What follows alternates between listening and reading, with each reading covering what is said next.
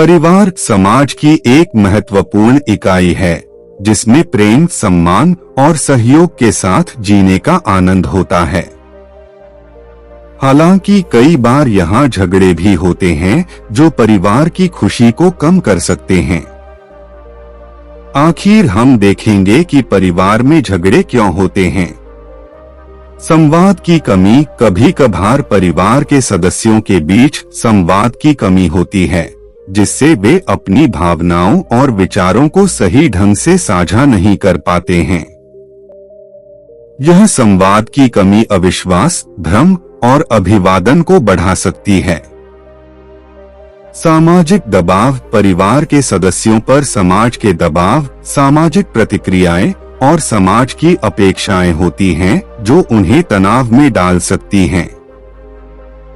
साझेदारी में कमी। समय की कमी और व्यस्त जीवन शैली के कारण परिवार के सदस्यों के बीच साझेदारी में कमी हो सकती है जिससे उनके बीच अनबन और झगड़े हो सकते हैं। संगठनात्मक समस्याएं। घर के कामों और जिम्मेदारियों को लेकर संगठनात्मक असमंजस भी झगड़े का कारण बन सकता है। व्यक्तिगत समस्याएं। परिवार के सदस्यों की व्यक्तिगत समस्याएं जैसे कि दिमागी रोग, अपने स्वार्थ की प्राथमिकता या संवेदनशीलता भी झगड़ों के कारण बन सकती हैं। इन सभी कारणों से परिवार में झगड़े होना सामाजिक और राजनीतिक स्थितियों का एक प्रतिबिंब होता है और इसका समाधान उचित संवाद और सहयोग से ही संभव होता है। आइए दोस्तों, बुद्ध की कहानी के माध्यम से आपकी समस्या का हल बताएंगे। एक युवा ने सवाल किया, बुद्ध जी, मैं अपने परिवार के साथ हमेशा झगड़ा करता रहता हूँ। मुझे इस बारे में क्या करना चाहिए? बुद्ध ने उसे एक कहानी सुनाई। कहानी शुरू होती है एक सुखी गांव के बारे में। यहाँ का माहौल सामान्य था। परिवारों के बीच संबंध निभाए जाते थे और सभी एक दूसरे के साथ साथीपन और सम्मान से रहते थे। एक परिवार में एक युवक था जो अपने माता पिता और भाई बहन के साथ रहता था। इस परिवार की सभी सदस्य एक दूसरे के प्रति प्यार और सम्मान के साथ जीवन जीते थे। परंतु एक दिन से यह सभी बदल गया। युवक ने अपने परिवार से अनगिनत झगड़े किए। वह हर समय किसी न किसी के साथ बहस करता था और इससे परिवार का माहौल बिगड़ता चला गया। उसके व्यवहार की वजह से घर का वातावरण अब अधूरा और अस्त लगने लगा। एक दिन उसने अपने आप से कहा, मुझे यहाँ रहने की कोई इच्छा नहीं है। यहाँ मैं कभी खुश नहीं रह सकता। युवक को अपने परिवार के संग झगड़ा करने का कोई समय मिलता ही नहीं था। उसका जीवन अब केवल नाराजगी और आत्मिक अशांति से भरा हुआ था। एक दिन उसने एक बुद्धिमान व्यक्ति को अपने घर आने के लिए आमंत्रित किया। बुद्धिमान व्यक्ति ने उसके जीवन की समस्याओं को सुना और उसे समझाया कि जब तक वह अपने व्यवहार को सुधार नहीं लेता तब तक वह किसी भी समस्या का हल नहीं पा सकेगा। उसने बुद्धिमान व्यक्ति से समस्या का हल के बारे में सलाह मांगी। बुद्धिमान व्यक्ति ने उसे एक कहानी सुनाई। बुद्ध का एक बार एक शिष्य उनके पास आया और कहा, गुरुदेव, मैं अपने परिवार के साथ हमेशा झगड़ा करता रहता हूँ। मुझे इस बारे में क्या करना चाहिए? बुद्ध ने उसे एक छोटी सी उपदेश की गाथा सुनाई।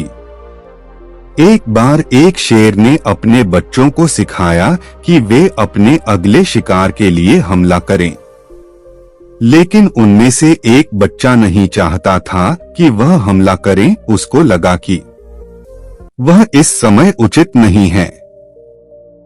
बच्चे ने अपने पिता को पूछा, मुझे लगता है कि हम इस समय हमला नहीं करना चाहिए।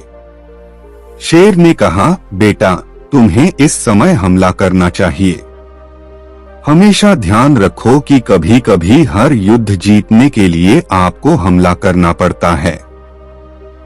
इस कहानी से हमें यह सीखने को मिलता है कि कभी कभी हमें समस्याओं का सामना करना होता है, लेकिन हमें हमेशा ध्यान में रखना चाहिए कि हम विवेकपूर्ण और सही तरीके से कार्रवाई करते हैं। इस कहानी के माध्यम से बुद्ध ने युवक को समझाया कि उसे परिवार के साथ सही तरीके से व्यवहार करना होगा ताकि समस्याएं हल हो सकें और घर का माहौल पुनः सुखद बन सके। इस कहानी से हमें यह सीखने को मिलता है कि घर में झगड़े और विवादों का समाधान शांति और सहयोग के साथ किया जा सकता है। संवेदनशीलता, समझदारी और विश्वास परिवार के सदस्यों के बीच अच्छे संबंधों की नींव होते हैं, जो संवाद को सुगम बनाते हैं और सही दिशा में आगे बढ़ने में मदद करते हैं। युवक ने बुद्धिमान व्यक्ति की कहानी सुनकर अचानक समझ गया कि उसका व्यवहार उसके और उसके परिवार के बीच आपसी संबंधों को कैसे प्रभावित करता है। उसने समझा कि उसका झगड़ा करने का तरीका बदलने की आवश्यकता है। उसने बुद्धिमान व्यक्ति से पूछा, लेकिन मुझे अपने व्यवहार को सुधारने का सही तरीका क्या है? बुद्धिमान व्यक्ति ने उससे कहा, तुम्हें अपने आप को समझने की आवश्यकता है। तुम्हें अपने व्यवहार के पीछे के कारणों को जानना चाहिए और उन्हें समझने की कोशिश करनी चाहिए। एक बार जब तुम अपने आप को समझ लोगे, तो तुम अपने व्यवहार को सुधारने के लिए सही कदम उठा सकोगे। युवक ने इस सलाह को सुना और इसे अपनाया। उसने अपने आप को समझने का संकल्प किया और अपने व्यवहार में सुधार लाने का प्रयास किया। उसने अपने परिवार के सदस्यों के साथ संवाद में अधिक ध्यान देने लगा। उसने समझा कि संवाद और सम्मान के माध्यम से ही समस्याओं का समाधान हो सकता है। उसने अपने गुस्से को नियंत्रित करना सीखा और अपने प्रेम और समर्थन को परिवार के लिए व्यक्त करने का प्रयास किया। धीरे धीरे युवक के व्यवहार में सुधार आया। उसके परिवार के सदस्यों के साथ उसका संबंध और मजबूत हुआ। उसके झगड़ों का आधा उपाय हो गया। अंत में युवक ने अपने परिवार के सदस्यों से माफी मांगी और उनसे वादा किया कि वह हमेशा उनके साथ अच्छे संबंध बनाए रखेगा। उसने अपने व्यवहार को संज्ञान में लेते हुए उसमें सुधार किया और एक नए प्रकार के जीवन की शुरुआत की।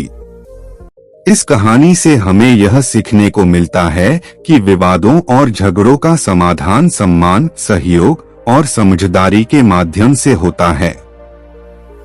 सभी परिवारों में समस्याओं की एकाधिक समझदारी और सहयोग से उन्हें हल किया जा सकता है, जिससे परिवार का एक सुखद और संबलित माहौल बना रह सकता है। बुद्ध की यह कहानी साधारणतः यह बताने के लिए है कि अक्सर हमारे जीवन में हमारे व्यक्तिगत संबंधों में कठिनाइयां आती हैं, जो हमें असुखी बना सकती हैं। यह दिखाता है कि हमें संवाद, समझदारी और संवेदनशीलता के माध्यम से अपने संबंधों को सुधारने की कोशिश करनी चाहिए। व्यक्ति के परिवार में झगड़े या विवाद की वजह कई हो सकती हैं, जैसे कि भावनात्मक संतुलन की कमी, संघर्ष के विचारों का समाधान न होना, असंतोष या संवेदनशीलता की कमी। इस कहानी के माध्यम से हमें यह सीखने को मिलता है कि हमें संबंधों को संवाद और समझदारी के साथ सुलझाने की कोशिश करनी चाहिए। विवाद और झगड़े आम बातें हैं, लेकिन हमें इन्हें सही तरीके से संभालना और सुलझाने की कोशिश करनी चाहिए। यह न केवल हमारे व्यक्तिगत जीवन को सुखद और शांत बनाए रखेगा, बल्कि हमारे समाज में भी शांति और समरसता का निर्माण करेगा। बुद्ध की यह कहानी हमें इस बात का महत्वपूर्ण संदेश देती है। इस वीडियो से आपको कुछ सीखने को मिला हो तो इस वीडियो को अपने दोस्तों के साथ जितना हो सके उतना शेयर कीजिए और इस वीडियो के एक लाइक कीजिए और हमारे चैनल को सब्सक्राइब कीजिए। इस वीडियो को देखने के लिए आपका बहुत बहुत धन्यवाद। नमो बुद्धाय।